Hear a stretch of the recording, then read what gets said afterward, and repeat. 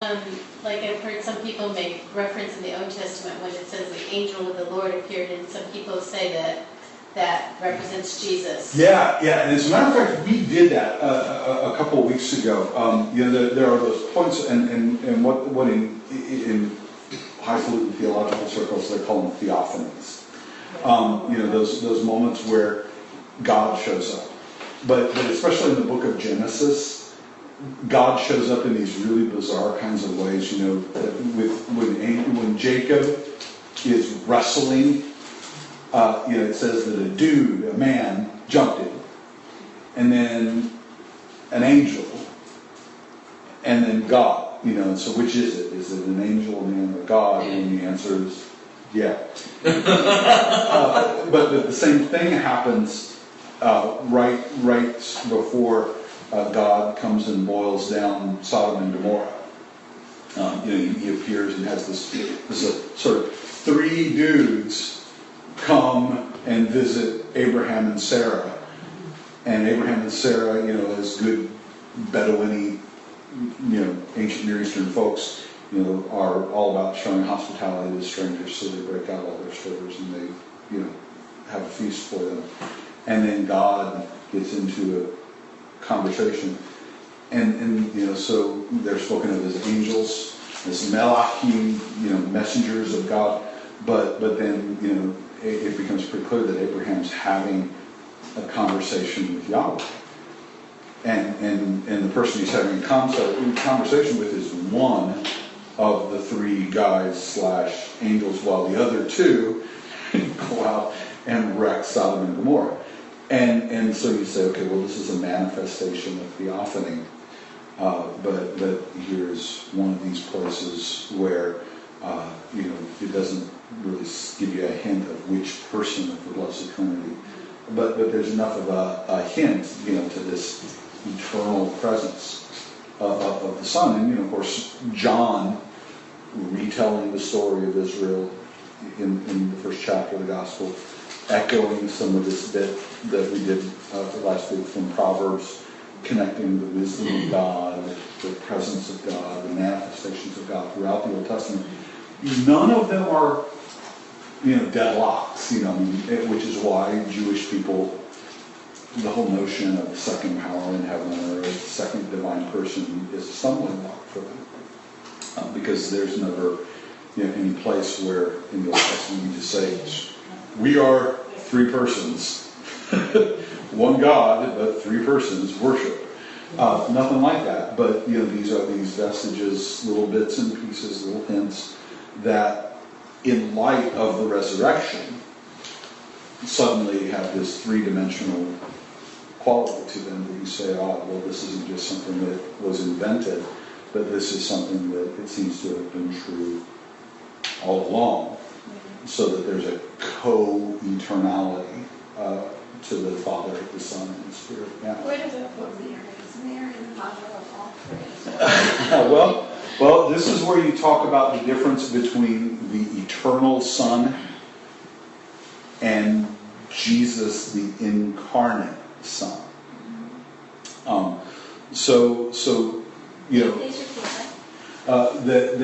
The important distinction, it's not really a difference, but it's a distinction that you make between the pre-incarnate Son, Jesus without meat, or the Son without meat, and the Son with meat. The Son, as John's Gospel says there. Oh, I just turned it off the switch. I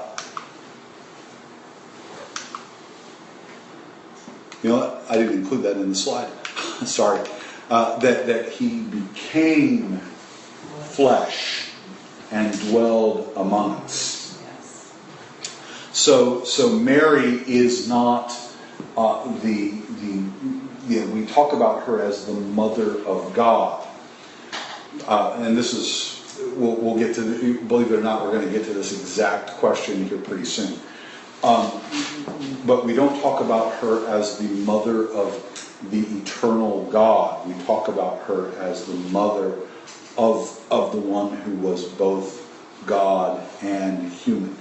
So Mary is not to be spoken of as the mother of the Father or the mother of the Spirit, but The begotten Son. Yeah, we talk about Mary as the mother of the begotten Son of God, and particularly the incarnate Son, because it's, Jesus becomes incarnate of the Virgin Mary. That Jesus gets his humanity from his mama. And so when we talk about Mary as mother of God, what we're really saying in an important way is that the person to whom Mary gave birth was not simply a human being, but was also at the same time God. So talking about Mary, the mother of God, is really a roundabout way of affirming the divinity of Jesus. Now I just gave you a cannon full of gobbledygook that made a bunch of people stumble. Does that sound? It's just, it seems like you're talking about the unity of the three. Right. When you conceptually, it's a mystery, and it's just, Yeah. you can't separate them. Yeah, and this is what my 11-year-old, not this last week, but 2 weeks ago, said, why can't it just be simple? Why can't it just be one God?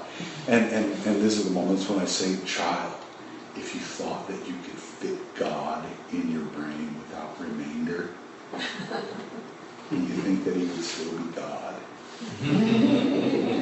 I said that's the one thing that really gives us hope, is that the fact that God is incomprehensible, that God is an ever-receding, ever-interesting horizon, so that 100,000 years from now, we're still going to be grooving and interested in this stuff because God's just that endlessly interesting. There won't be any kind of boredom for you in heaven, and it's not because they have better TV shows up there. So without getting into too much of the Mary theology, but it's safe to say that the incarnated, begotten Son would share many of Mary's human characteristics. Yeah, no. I would say readily that Jesus probably had Mary's eyes. Kind of like Harry Potter. It's like, forever you have your mother's eyes. I know. Well, there's a reason why she authored the story the way she authored it. There's an awful lot of Christological imagery in the Harry Potter story, and that's one of them. this important maternal connection, that's expressed in just the human characteristics. You kind of look like your dad, but you really have your mom's eyes. And that's that emphasis there is, the connection even in the Harry Potter story is kind of Christological that way. Yeah. That I think that Mary had, I love it, that depending on the light and the day, my 11-year-old looks a lot like me and a lot like my dad. And then I kind of cock my eyes and I see little vestiges of my grandmother in her.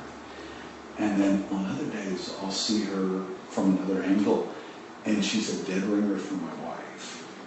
And just the way, genetics sort of smashes together and gives birth to these physical features. I mean, I'm sort of fascinated and amazed by that idea that Jesus will have looked very much like his mom. And it's an important,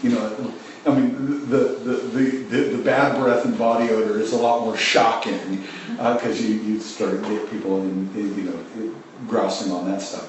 But this is the softer side of that very same truth, the essential humanity of Jesus, drawn from his mother as a humanity, just like you draw from your mom. Yeah. All right. Well, we're at the halfway point, so let's take Okay, we're not going to get number 3. No. This is we'll return after these 3. I was waiting for it. This is the cliffhanger. Stay tuned. Same back time. Much one was an opportunity for obscene proclamation. Go, ready. All right. Number 3 here is that That was great. it seems rather simplistic, but very important. That the Father is not the Son nor the Spirit, the Son is not the Father nor the Spirit, the Holy Spirit is not the Father nor the Son. And I've got a nice way of illustrating this. Can I get a volunteer? I meant to do this during break, but I got locked up into a conversation, good conversation and a helpful conversation, but it made me, but I forgot. I wanted to go back in my office on the printer. As a matter of fact, hit the pause button. Talk amongst yourselves for a moment. I will be right back because I know where I can go and get this really fast.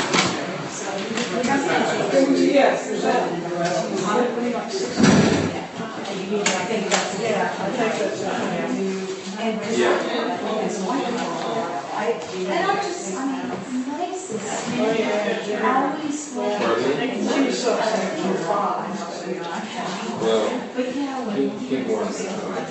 Another day. Yeah, but they got it done.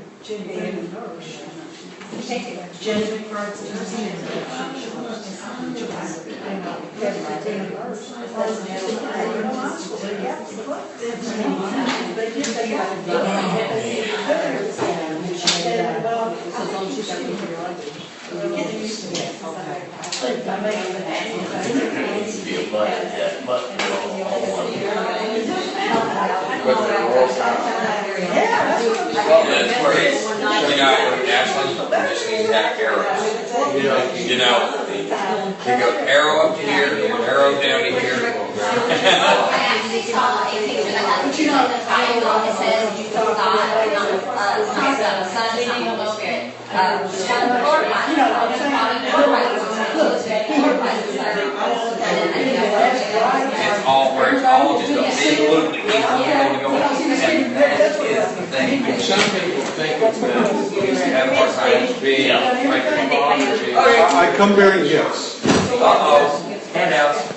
Yeah, this is going to seem really very easily. Oh, cool. There it is. Oh, That's the one. I was about to look at that. Cool. Oh. That's exactly what I This is a fairly ancient catechetical diagram.